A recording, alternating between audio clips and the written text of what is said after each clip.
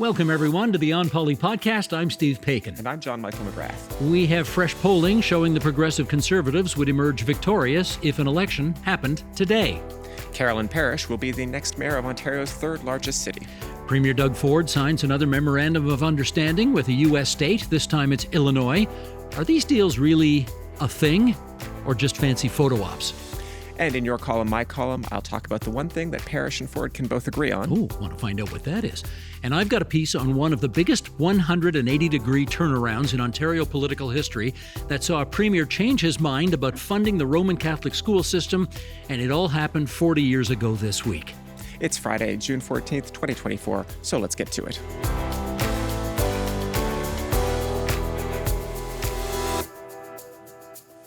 Hey, partner. Hello, sir. Can I do the obligatory just quick shirt reference here? Yes, absolutely. This is one of my favorite interchanges in the whole province of Ontario because as you go up the 400 highway to get to Manitoulin Island, you get to a point where you get to a fork in the road. You remember what Yogi Berra used to say when you get to the fork in the road?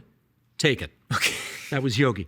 But this is where, you got a decision. You're going to go to Orillia or North Bay, or you're going to go up 69 to Parry Sound and then eventually over to Manitoulin, and that's what I do. So I love the fact that it's emblazoned here on my shirt, and it gives me something to sort of look forward to.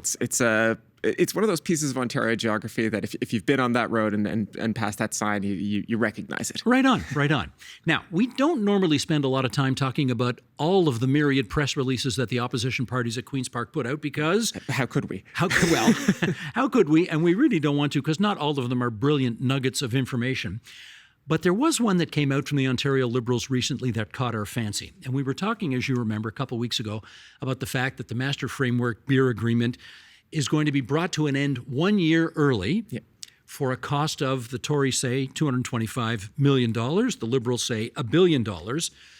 I don't know who's right, but if it is $1 billion, the Liberals put out a list of things saying, here's what we could spend that billion on rather than ending a beer agreement a year early. Shall we go through this real quick and give people a taste? I think I'm up for it. All right. Ready, set, go. Hire 13,260 new nurses or 10,500 teachers. Build a brand new hospital. Build 7,875 affordable housing units. Double funding for school repairs. Cut the small business tax rate in half for 2 years. Make homes more affordable by delivering a 25% rebate on development charges for a year. Reinstate GO train service between Toronto and London. Deliver two-way all-day GO service between Toronto and Niagara Falls. Widen the rest of Highway 69 in Northern Ontario. Here we go, right there, folks, right there on the shirt, 69. Boost wages for 147,000 PSWs, personal service workers, to $25 an hour. Provide 300,000 Ontarians with a 50% rebate for installing heat pumps. And finally, install 7,000 fast public EV chargers for Ontario drivers. So I think let it never be said that the opposition only opposes without ever proposing something constructive. Those are constructive suggestions. Whether any of them will see the light of day is another story. Yes, indeed. And with that, we're on to issue one. JMM, there are so many signs pointing towards an early provincial election call for next spring, rather than allowing the current parliament to last until June of 2026. Clearly, we are not the only ones who think this could happen. There is new polling out this week from an organization called Palace Data, and they asked if people would be more or less likely to vote for the Progressive Conservatives if an early election were called. Now, break down the numbers for us if you would. Right. As you mentioned, this polling comes from Palace Data. They surveyed just over 1,100 Ontarians over the age of 18. This was an interactive voice poll, like a phone poll. They found that if the PCs were to call an early election, 31% would be less likely to vote PC, 10% would be more likely to vote PC, and 52% say that there would be no impact on their vote. Interesting. They also dug a little bit deeper, and they asked people to explain the reasons why they might vote or not for the Progressive Conservatives. And the numbers show that if the PCs were to call an early election, there would be no impact on their base, the people who are already inclined to vote for the Progressive Conservatives. Basically, anyone who doesn't like the PCs but would rather vote for them over another party. So if you take these numbers as they're being reported, if you're a Tory voter or even really just slightly inclined to vote Tory, the early election wouldn't change the overall vote. Those two groups combined together would be enough to push the party into victory territory. This is an organization, I must confess, I do not know. It's called Palace, spelled like Dallas, not like the Pink Palace at Queen's Park. And it's just one poll, but it shows that the PC's voters base thinks that the party is doing a pretty good job. And okay, let's do all the caveats here. We know that the only poll that matters is the one on Election Day. We also know that polls are a pretty scientifically proven method of understanding what people thought yesterday. They are not predictive. So even if the election were called today, it is not a slam dunk that the Progressive Conservatives would win. After all, they'd have to get still through a 35 to 40-day campaign. And as you and I both know, as everybody who watches politics knows, campaigns matter. Absolutely. And I don't think you need to take these polls at face value. And what I mean by that is, like the poll says what it says, and I don't want to get into, trying to break down the crosstabs and pick and choose the data that I like or don't like. And I certainly don't think there's any bad faith on the part of this pollster, but I cannot make myself believe that nearly a quarter of the PC party's base would be more likely to vote for the party with an early election call. Just nothing about that makes any sense to me. And people say that to the pollster dutifully reports it in their data collection. It just doesn't pass the laugh test with me.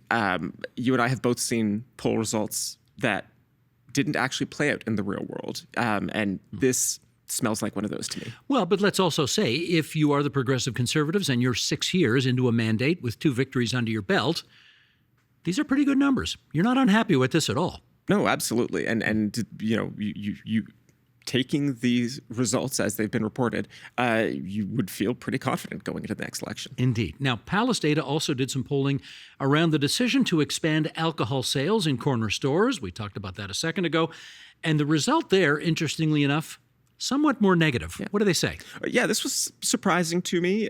When people were asked about whether corner store beer should proceed at the cost of $225 million or even $1 billion, as alleged by the Liberals, only about a quarter of respondents say yes. And I mean, I mentioned those numbers because that sort of brackets off the facts of what we know is going to happen. It's either going to, maybe it'll cost $225 million as the government claims. Maybe it will be as much as $1 billion, but it's not going to be zero. Right.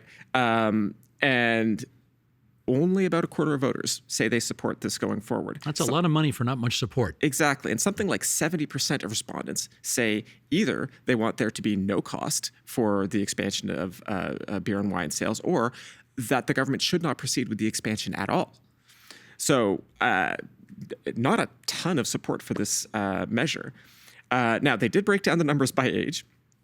And the older the age, in general, the less likely the respondents were to agree with this decision to liberalize beer and wine sales. In the 65 and over age bracket, 46% disagreed with the decision to expand sales, whereas if you compare that to the 18 to 34 age bracket, let's call it the house party bracket, only 26% of those who were polled disagreed. I'm prepared to go out on a limb here and say, and I am sure Palace did not poll this group, but I suspect that if you surveyed kids between the ages of 12 and 18, 100% would love the option of being able to buy beer or wine in the corner stores. Now, mind you, I'm pretty sure that's illegal, but I still think you'd probably get 100% support for that idea. Did I ever tell you that my high school when I was a kid was across the street from a beer store? That explains much. Yeah, I didn't know that, no. Now, to be clear, I never bought beer there underage. Sure you didn't. Nor did I ever buy beer for anyone underage. But to quote Jurassic Park, life finds a way. Right on. Let's get out of here. With that, on to issue 2. The city of Mississauga officially has a new mayor-elect. City councillor and former MP Carolyn Parrish bested 19 other candidates, including fellow councillors Alvin Tedjo, who came second, and Deepika Damerla, who was third. JMM. Deets, please. Right. Carolyn Parrish won with 31% of the vote. She had consistently been leading in the polls, so in some sense, this is just a case of the front-runner was the front runner until the end. But some of the late polling had shown it to be a very tight race. There wasn't a ton of daylight between Parrish or Alvin Tedjo or Deepika Damerla. Midway through the campaign, Parrish had stopped taking part in the all-candidate debates, citing threats and harassment that she and her staff had received online. This may I hear two schools of thought on this. One is that debates are important, even if they don't change very many minds. It's all part of the democratic process, and candidates should partake in them. There's the other school of thought, which is because they've changed so few votes, what's the point? And I think, the fact that Parrish did not take part in debates at a certain point, I think really shows the strong name recognition that her brand has that brought her over the finish line first. Right. She's been a political face in Mississauga for really a very long time. We got into her background a bit deeper last week, but she's been a Mississauga councillor for the last 10 years. Before that, she also served 4 years from 2006 to 2010. Prior to that, she was a Mississauga Liberal MP. I believe she did a stint as a school board trustee as well, if I'm not mistaken. So she has been involved in Mississauga politics in one way or another for over 3 decades. Now, voter turnout, we should talk about that for just a second here. 26%. How does that compare to a regular election? It's certainly lower than you would see in a regular election, but not dramatically so. We have seen municipal turnout usually around the 33% mark. And let's remember that Parrish, Tedjo, and Damerla, the top 3 candidates, are all federal or provincial Liberals once upon a time. So it is possible, I suppose, that many voters thought to themselves, I don't really have to get out to the polls because one of the 3 of them is going to win, and they're all ideologically sort of in the same area. So that may have had a role in keeping voter turnout low. Yeah, there were some differences, but it's not massive clashes of ideologies here. Mm-hmm. One of the first things that Parrish said was that she wanted to get a better deal for Mississauga from the province of Ontario, similar to the new deal that Olivia Chow got for Toronto. The Premier, of course, has reasons to want to keep Mississauga voters happy. For the past 30 years, the party that won the most seats in Mississauga also won the provincial election. Bit of a bellwether in that sense. The Premier is probably thinking about some of the trouble that he could face in Mississauga in the next election. Parrish's predecessor, Bonnie Crombie, is now the Ontario Liberal leader, and it's, I think, plausible that she could put some of those seats back into contention. Of course, the Tories hold all of the seats in Mississauga right now. Right. Do you want to hear a nerdy fact? Always. Parrish is only the 5th mayor since the city of Mississauga was created in 1974. So to compare, during that same time period, Toronto has had 11 mayors, although we're now talking about the pre-amalgamation city of Toronto and the new, the still new 1997 amalgamation. You're in the weeds, buddy. You're in the weeds. Sorry. But only the 5th mayor since the city of Mississauga was formed. That is because more than half of that time, in that 50 years, Mississauga was under the mayorship of Hazel McCallion. I remember that name well. Yes. Okay. My turn. You want to hear some nerdy facts? Yes, I do. Here we go. Bonnie Crombie was the mayor of Mississauga, now Ontario Liberal leader. Bonnie Crombie was a Liberal MP. Carolyn Parrish was a Liberal MP. Yep. Bonnie Crombie, before she was the mayor, represented Ward 5. Carolyn Parrish, before she was the mayor, represented Ward 5. There you go. Bonnie Crombie, when she was younger, went to St. Michael's College at the University of Toronto. Oh. Carolyn Parrish, when she was younger, went to St. Michael's College. You're working with me. Well done. Well done. One more thing. Bonnie Crombie's background, her ethnic background, is actually Polish. Carolyn Parrish's background? Also Polish. Her real name, I shouldn't say real name, the name she was born with was Karolina Januszewska. Yes. So look at this. And of course, they're both mayors of Mississauga now. These two have a heck of a lot in common. Yes. I should also say here that for quite a bit of time, they did not get along very well at all. They were actually political rivals and not particularly friendly, despite all those similarities that we just put on the record there. But in recent years, I think it's fair to say, they have both buried the hatchet. They have worked reasonably well together. Crombie was the mayor while Parrish was on council. They got some stuff done together. I would suggest that this was meaningful as well. When Parrish won the other night, Crombie showed up at her campaign headquarters to partake in the celebration, even though she's not in municipal politics anymore. And it was, I guess, sort of a moment where you sort of figuratively passed the torch from the former mayor to the new mayor. So the optics on all that were pretty good. I have to wonder whether, as you say, they've worked productively in recent years. If Bonnie Crombie gets her wish and is the next Premier of Ontario, it will be very interesting to see how that relationship develops, because as much as you want, the interests of the province and the interests of municipalities are in some ways always going to diverge. Totally. And it will be interesting to see the choices that a Premier Crombie would have to make, and whether a Mayor Parrish would be able to get along as constructively. Stay tuned. And with that, we're off to issue 3. Ontario Premier Doug Ford and Illinois Governor J.B. Pritzker held a signing ceremony in Toronto earlier this week. They signed a memorandum of understanding on a range of issues, such as what? This MOU focuses on manufacturing, energy, agriculture, and the automotive industry. So these are things that Ontario and the state of Illinois have a lot in common. On paper, it makes sense. Ontario and Illinois, they've got a close business relationship. Chicago and Toronto, sometimes rival cities of the Great Lakes, if you want to put it that way. And $29 billion in trade between our two jurisdictions last year. That's a lot of money. Shall we take a little sneak peek at some of this stuff? Yeah, absolutely. Sheldon, if you would, roll the clip. We're Illinois' #1 export destination, along with 17 other states, and we just share the same values. Interesting that he says that they share the same values, because, of course, Doug Ford is a conservative, J.B. Pritzker is a Democrat, obviously close friend of former President Barack Obama's. Okay, let's just dive into this, shall we? They've got the flags. They're wearing their $2,000 suits. They've got the table. They're going to sign the documents. They're going to hold the documents up to the cameras. It really is like it's show business, right? It really is show business. And my question for you is, do these things actually accomplish anything, or are these just fancy photo ops? So they're definitely photo ops, but I don't know that they are just photo ops, right? Ford has signed similar MOUs with other states. He signed one with Indiana earlier this year and with Michigan last year. MOUs, they can mean more business missions, sharing market information, governments sharing best practices among their staff.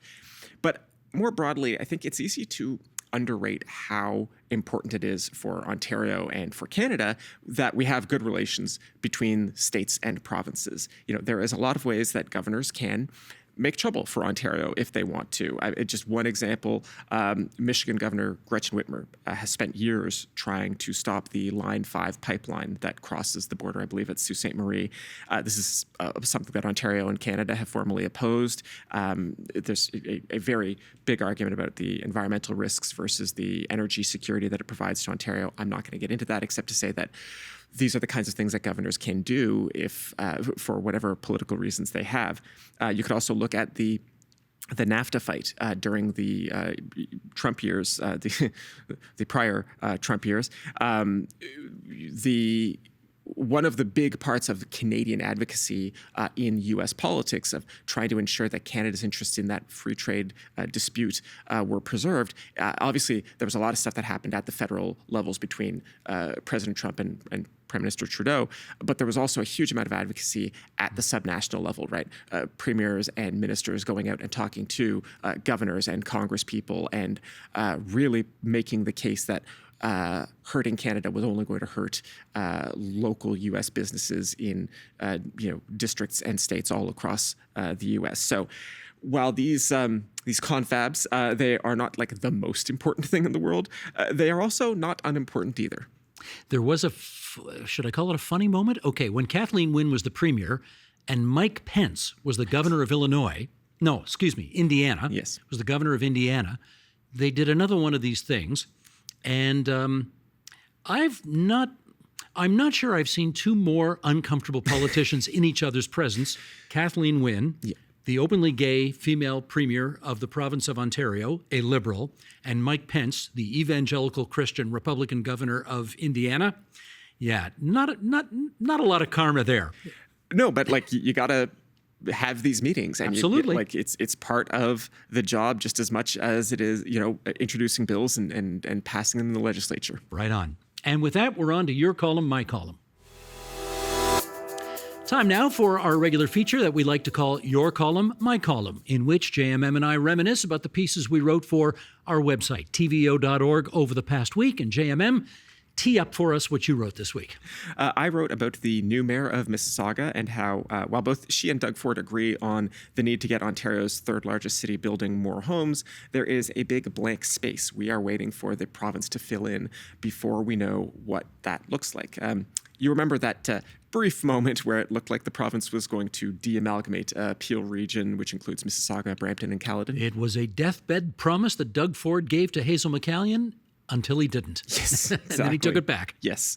So the panel that the government struck to look into how better to deliver services like water and sewer is still there, and it's expected to report, I believe, later this month.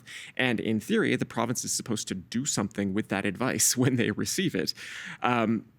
Why this matters. Development charges for water and sewer services in Peel region are large, and they add substantially to the cost of building new homes. So in principle, if the government makes big changes to how Mississauga finances its water infrastructure, that could mean big changes to how many homes get built. The catch is that, as I say, the panel hasn't yet reported back, and the prospect of an early election makes me think that the government is not actually going to do anything with that advice until after next spring, after the votes are counted. But then I am cynical about these things. No, you're not a cynic. No. You're pure as the driven snow. I know. Absolutely. You believe everybody's motives on these things. I know. How about yourself, Steve? I wrote a piece this past week that focused on the events of June 12th, 1984, 40 years ago this week. One of the biggest 180-degree reversals in Ontario political history. Let me set the scene here. Bill Davis is the Premier of Ontario. I've done my job now, mentioned Bill Davis this week. And he announced that on the 12th of June, 1984, he got up in the legislature and shocked everybody by saying, we are going to extend public funding to the end of high school for the Catholic school system. At that point, Catholic schools were only funded to the end of grade 10. And what made this so noteworthy for him to do this was that in 1971, when he became the new leader of the PC party and Premier of Ontario, he called a press conference to say, I've heard what the bishops want. I know they want full funding for the separate school system. The answer is no. Oh, and we're going to have an election. And they called an election, and Mr. Davis won a majority even bigger than the one he inherited from John Robarts. He won that in part because Ontario was a very different place back then. White, Protestant, not much ethnicity, and the Tory base kind of liked him sticking it to the Catholics by saying no to Ontario's Roman Catholics. At a time when sectarian politics were a bit more intense. Right on. Okay, having said that, I've talked to lots of people over the years, including Mr. Davis, about this. It always bothered him that he won that election kind of playing that political/religion/education card. He felt a bit guilty about it. So he kept the lines of communication open with the bishops over the years, and they got to a point where he said, when I judge that the time is right, I will do this for you. 12th of June, 1984, he deemed that the time was right, and so he got up and made the announcement. Okay, it was overwhelmingly applauded in the legislature, right? The Liberals and New Democrats were both on side, and the government, there were a lot of people on the Tory backbenches who were not happy about it, but they'd been told before the announcement, when Mr. Davis announces this, you get up on your feet and you applaud. And they dutifully did. But it masked a lot of unhappiness with this policy. Okay, fast forward, Mr. Davis retires Thanksgiving 1984. Frank Miller takes over the Tory party. We're into an election campaign in the spring of 1985, and I'm at a news conference held by the Anglican Archbishop of Toronto, a guy by the name of Louis Garnsworthy. And I ask him the most innocent question. What do you think about the government's plans to extend full funding to the Catholic school system to the end of high school? And Louis Garnsworthy explodes. He says, this is how Hitler changed education policy in Germany, by decree. I won't take that back. Everybody was absolutely gobsmacked when he said it. It became a huge issue. It begat all sorts of unhappiness with the PC party. Frank Miller eventually went on to lose that 1985 election. David Peterson became the Premier for the Liberals, backed by New Democratic Party leader then Bob Rae. They brought the 42-year-long Tory dynasty to an end. And it all started 40 years ago this week. There you go. So we joke occasionally about the difference in our ages, but this is a kind of a stark case. I was in kindergarten in 1985, which my gosh. I mentioned not to make you feel old, but just to say that I have only ever lived with the system we have today. And I think that's true for a lot of voters. And there are, nevertheless, there are lots of people in Ontario who think that the current system is unfair, not least other religious groups who don't get publicly funded denominational schools. But to call back to a previous topic, I think it's actually kind of like beer and wine in a sense. Like for most Ontario voters, this is just the way it has always been, and they don't see a very compelling argument for change. Well, I was actually emailing with former Premier David Peterson about this past week, and he said, look, if you're going to sit down and from scratch design a brand new school system for the province of Ontario, you obviously would not create what we have right now. Where we have an English system and a French system and a Catholic system and a secular system, and you wouldn't do that. But he said the system we have today has happened as a result of historic compromises made by varying groups within the province of Ontario for 157 years. And that's why we have what we have. And despite the fact that on paper or in theory, it's problematic that, as you've suggested, one religious group has two school systems to choose from when no other religion enjoys that option. There is an argument to be made that these historic compromises kind of sort of work, and we are where we are. There's a virtue in politics to muddling through, Yeah. so long as it doesn't, actively harm people. And that's, I think, part of the argument is whether people are actually being harmed by the current system. And as I said, that's a very big discussion. But yeah, Ontario has a very long history of muddling through lots of things. Indeed. Yes, indeed. Now, we usually go to the mailbag at this point, but I want to take just a little pause here because I want to give a shout out to Judith Dickey. Judith Dickey was someone who walked up to me at the National Arts Centre this past Saturday night in Ottawa, went there for the Governor General Arts Awards, while we were doing a shoot there as well. And she walked up to me, JMM, and I kid you not, she said, I really enjoy watching your podcast, and I don't even like politics. I love that. Because we don't just want the Onpoli nerds watching us, which we certainly do, Yes. but we want the folks who don't like politics either to be watching us as well. And Judith Dickey is one of them. So thanks for watching, Judith. Thank you. I don't care if you don't like politics. Keep watching. We love it.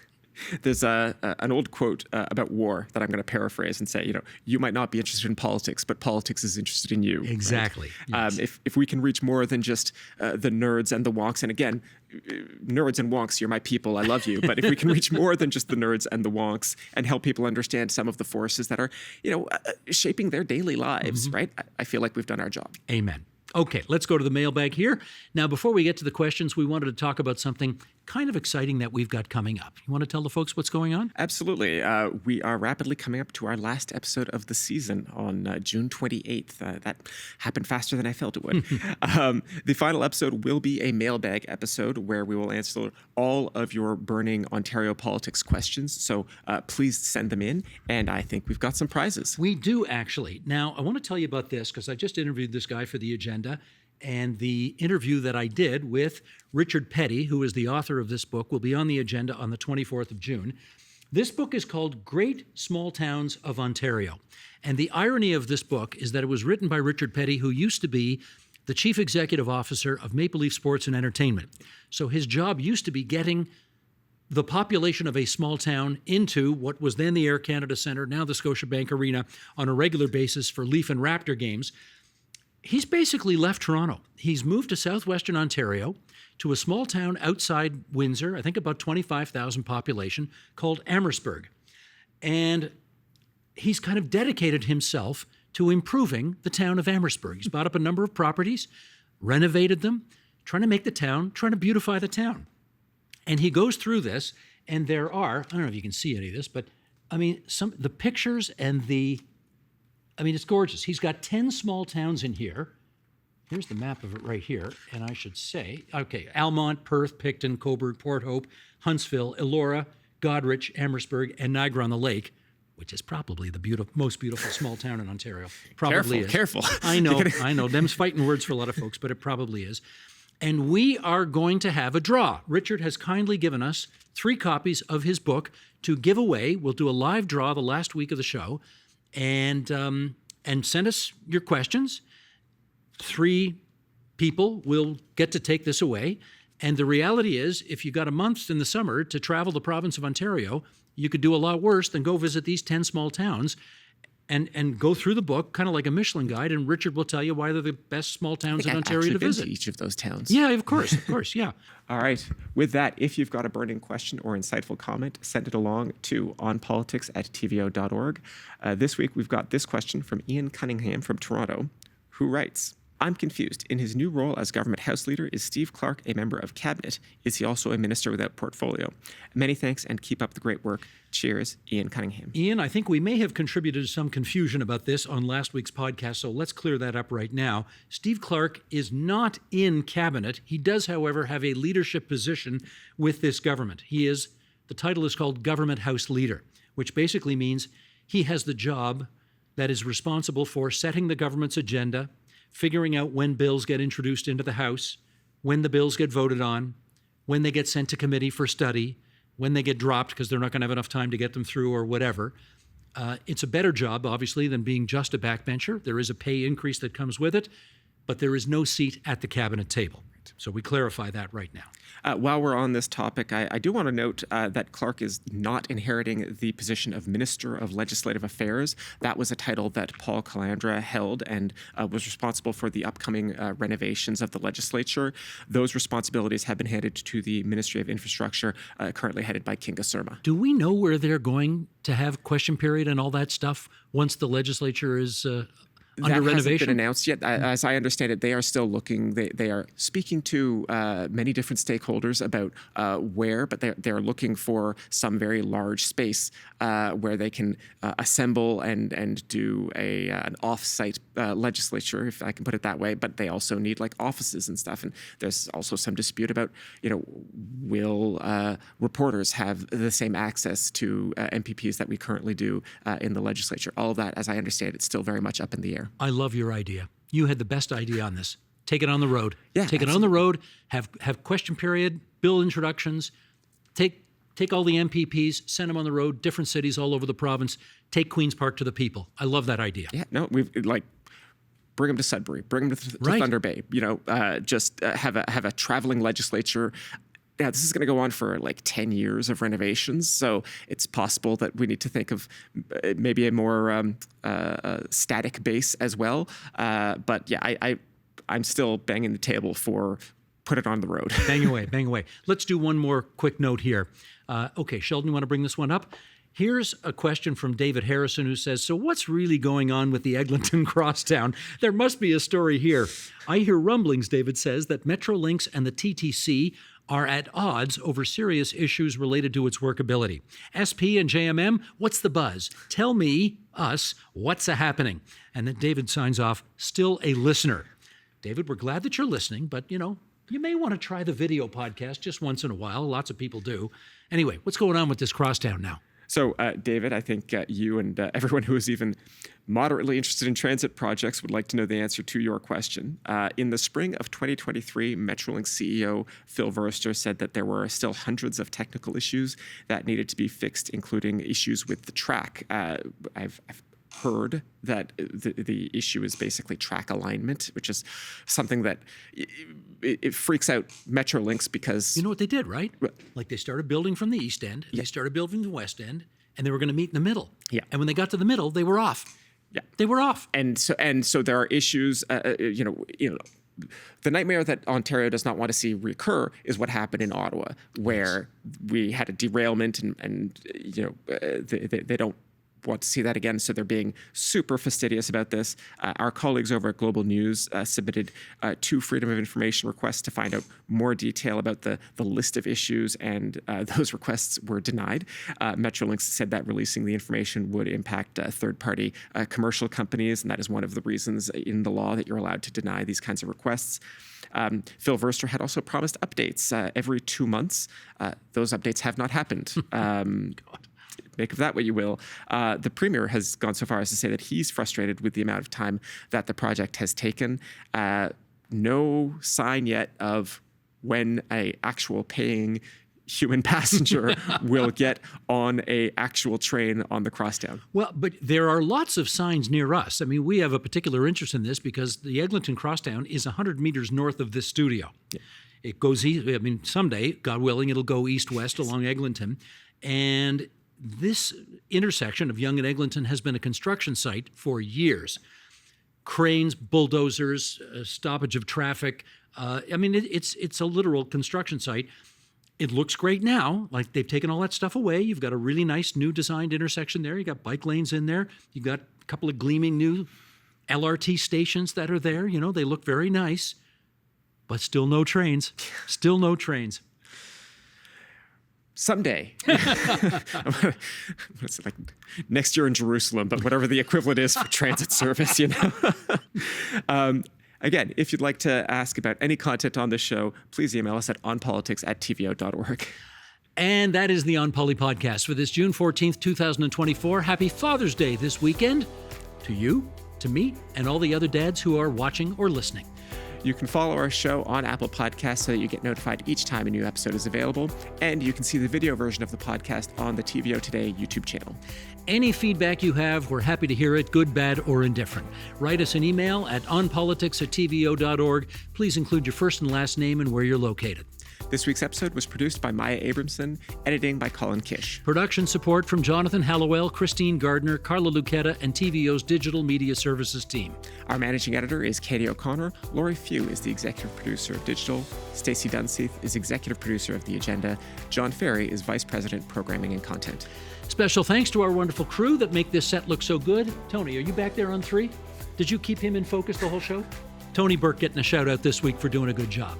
Until next Friday, everybody. Bye-bye. Bye-bye, everyone.